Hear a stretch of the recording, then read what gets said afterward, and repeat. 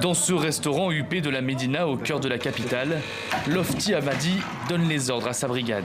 À cause du couvre-feu instauré depuis jeudi, il doit s'adapter. Concernant les stocks actuels, comment ça se passe? Il comprend l'urgence sanitaire, mais il ne cache pas sa colère.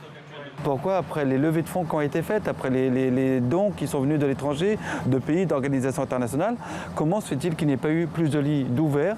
On ne peut pas s'offrir le luxe, comme l'État, de décider du jour au lendemain de couper les vannes.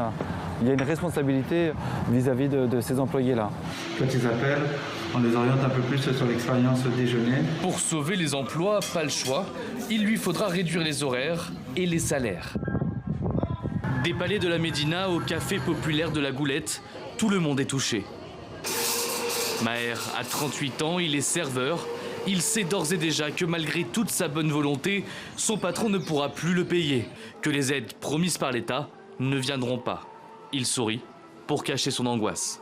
Qu'est-ce que je vais faire pour vivre demain et après-demain? J'ai dit, pourquoi je ne peux pas être un clandestin comme les autres? Monter dans les bateaux et quitter le pays.